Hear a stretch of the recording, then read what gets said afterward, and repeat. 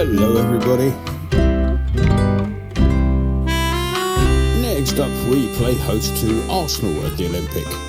Kick-off is at 5:30 for the benefit of TV, as everything seems to be these days.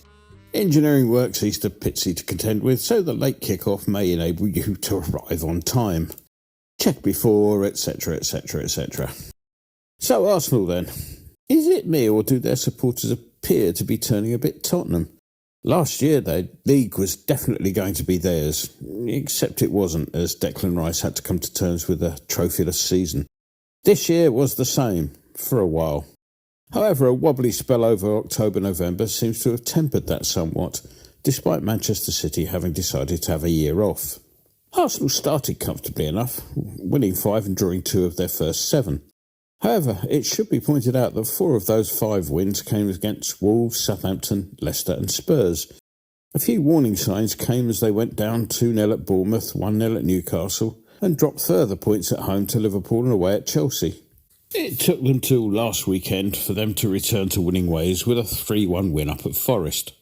All that has left them in 4th place, level on 22 points from 12 games, with Chelsea in 3rd place and Brighton in 5th. Tellingly, they're a whole 9 points behind league leaders Liverpool, and whilst one wouldn't be that surprised if Man City were to rediscover their mojo and bridge their own 8-point gap, it's a bit difficult to see Arsenal doing something similar. Daisy was mightily relieved to discover that they only brought in 2 permanent and 2 loan players this summer, if you don't count David Raya, whose signing was the regularisation of a previous season's loan deal. And she doesn't. First to arrive was Riccardo Calafiori, who cost £33.6 million, potentially rising to £42 million with add-ons, when arriving from Bologna. In Italy, he's been dubbed the new Maldini, which is usually the kiss of death for a poor young player. Calafiori's goal in the 2-2 draw with Manchester City was adjudged to be Arsenal's goal of the month for September. He was part of the Italian Euro 24 squad and played in the group stage. However, 2 yellow cards in the group stage saw him miss out on the last 16 round, which saw the Italians eliminated by Switzerland. Mikel Merino cost them a rumoured £32 million on arriving from Real Sociedad. He didn't have the most auspicious of starts, a training ground collision with Gabriel fracturing his shoulder and delaying his start until October. He was on target with a header in the 2-2 draw with Liverpool. The Spaniard, who has over 30 caps for his country, is now in his 2nd spell in the Premier League, having spent a season or so with Newcastle about 6 years ago.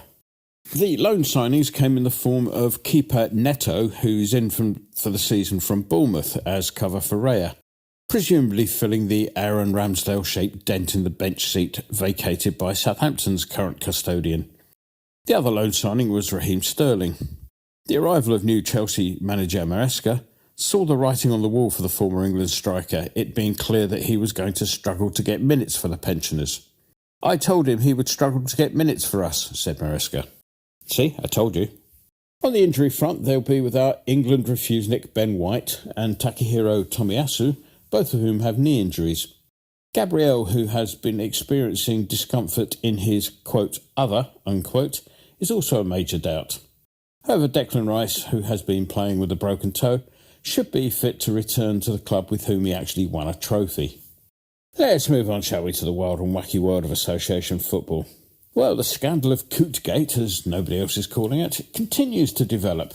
The latest developments appearing to see the hapless official sending messages which could be interpreted as suggesting bets be placed on his issuing yellow cards during a West Brom vs Leeds match a few years ago.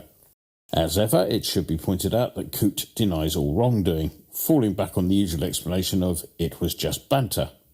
Either way, if he still has friends who like a punt, I'd recommend avoiding any wager that involves Coot still being a top-flight referee this time next year. What worries me is the question of whether there are any more Coots out there.